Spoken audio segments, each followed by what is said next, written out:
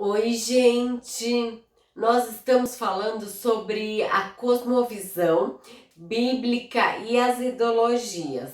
Nós definimos o que é e hoje nós vamos falar a importância dessa cosmovisão bíblica para nós podermos entender e tomar as nossas decisões. Nós sabemos que as decisões morais, as escolhas que elas fazem são baseadas nas percepções que você tem, ela vai determinar o que você vai tomar de decisão.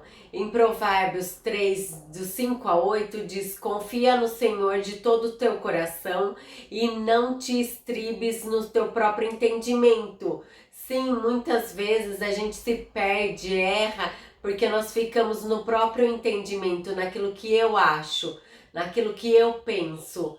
Às vezes o que eu penso e o que eu acho tem uma base na Bíblia e o que o Senhor determinou. Às vezes o que eu penso e o que eu acho não tem um embasamento cristão. Então, a partir do momento que não tem, o que a gente tomar como decisão vai dar ruim. Não te estribes no seu próprio entendimento, reconhece o Senhor. Reconheça o Senhor em todos os teus caminhos e Ele endireitará suas veredas. Olha só que interessante, não sede sábios aos teus próprios olhos. Então essa ideia que nós temos, algo que aparentemente é bonito, aparentemente agradável, algo que é aparentemente belo, pode levar nós próprios olhos numa situação de olha como eu sou sábio, amorosa, amável. Mas será que tudo isso que nós temos olhado para si tem uma base bíblica que está com a verdade de Deus? Salomão, ele fala exatamente isso: não sejam sábios aos teus próprios olhos. E aí vem o segredo para nós tomarmos decisões sábias: teme ao Senhor. Então, no início de Provérbios, ele fala que o temor do Senhor é o princípio da sabedoria. Porque se a gente teme, as nossas decisões e nossas escolhas vêm deste lugar, não de algo que é aparente, belo, bonito e agradável. Então, ele fala: teme ao Senhor, aparta-te do mal. E isso será saúde para o seu corpo e refrigérios para os seus ossos. Então nós precisamos entender que o temor do Senhor precisa ser os princípios da nossa vida e a base das nossas escolhas. Então, hoje nós percebemos que muitas pessoas, elas relativizam as verdades. Isso é uma verdade para determinada situação. Não. Existe uma verdade que é absoluta. São 50% que as pessoas que se dizem cristão, eles acreditam nessa verdade absoluta. Isso é um perigo. Isso significa que a nossa igreja, ela está doente e ela precisa ser restaurada.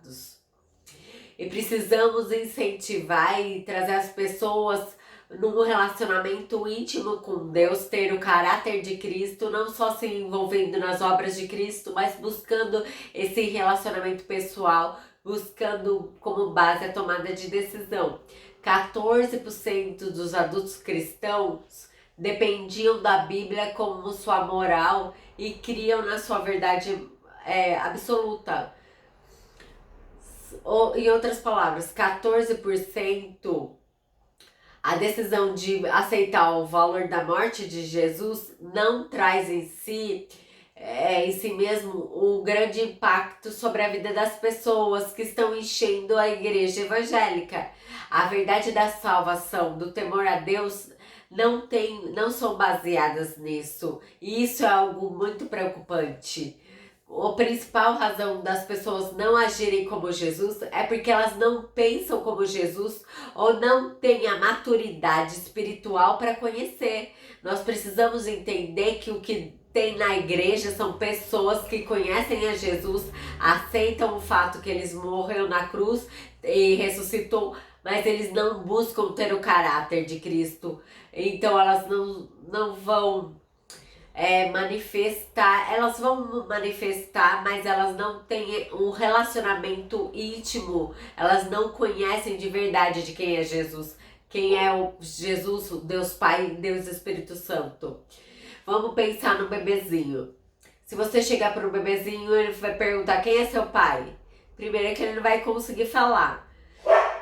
Mas ela é só uma pessoa que... A mãe é só uma pessoa que alimenta.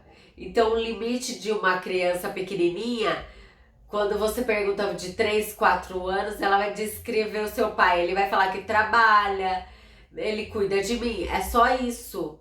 Se você pegar uma pessoa com 60 anos de idade e fala do seu pai pra mim, ele vai trazer uma percepção do pai dele muito mais profunda, porque ele tem conhecimento, ele vai entender muito mais seu pai, as decisões que seu pai tomou, ele vai ter muito mais profundidade, porque existe um relacionamento íntimo. A maturidade espiritual, ela traz essa base de decisão, de tomada de decisão. Quando nós vemos em Gálatas 5, fala sobre o fruto do Espírito Santo. Nós temos as obras da carne e o fruto do Espírito Santo. O fruto, ele vem de acordo com maturidade. Uma árvore, para ela gerar fruto, ela precisa de um tempo de crescimento. E dentro da igreja é muito bom a gente plantar semente, mas nós estamos errados de fazer a semente cresçam e amadureçam e produzam frutos. Cristãos saudáveis têm que produzir fruto. Fruto do Espírito Santo, você não declara, você não fala, eu declaro paz, a paciência, porque é uma fruto. Uma árvore do pé de laranja já vai falar, eu declaro laranja e ploft, nasceu na laranja. Não, é algo que nasce naturalmente. O fruto, ele está ligado à nossa maturidade espiritual. Então, quando a gente entende essa cosmovisão bíblica, nós entendemos que nós não podemos tomar o padrão desse mundo. Romanos 12:2 diz o seguinte: não nos conformeis com esse século, mas transformais com a renovação das vossas mentes, para você experimentar a boa, perfeita e agradável vontade de Deus. Todo mundo quer experimentar essa boa, perfeita e agradável, mas existe um porém. Existe algo que você tem que pagar, fazer para experimentar a boa, perfeita e vontade de Deus. Quando a gente não tem esse entendimento, eu falo, eu aceitei Jesus e vou experimentar. Não, para você experimentar essa boa, perfeita e a vontade, tem condições. Que é, não conformeis com esse mundo. Não pode se conformar com as coisas que estão acontecendo, mas transformar-vos. Existe uma inconformidade e uma transformação que a gente tem que buscar constantemente, a formação da nossa mente, essa renovação, para que nós possamos experimentar a boa, perfeita e agradável vontade de Deus. Se a gente não conhece, a gente erra. Não vos conformais e transformais faz com que nós não amoldamos o padrão desse mundo. E é porque existe consequência quando nós não temos a verdade absoluta de Deus para nós. Existe essa verdade absoluta. Provérbios 1:29 e 23 diz o seguinte: porquanto aborreceis o conhecimento e não preferiram o temor do Senhor, não quiseram os seus conselhos e desprezaram todas minha repreensão. Portanto, comerão os frutos dos seus procedimentos e dos seus conselhos se fartarão. Os nécios são mortos por seus próprios desvios, e aos poucos a sua impressão de bem-estar nos leva à perdição. Mas os que deram vida habitarão tranquilos sem temor do mal.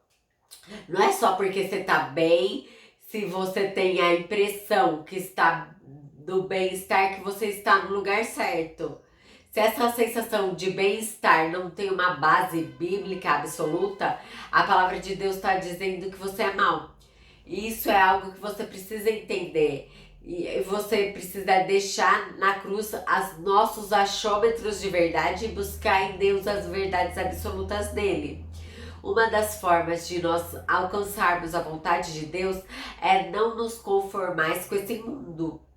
Enquanto nós buscamos a renovação pelo conhecimento que está nas Escrituras, ainda que a sabedoria ela se esconda sobre alguma sensação de bem-estar, no fim ela conduz a condenação.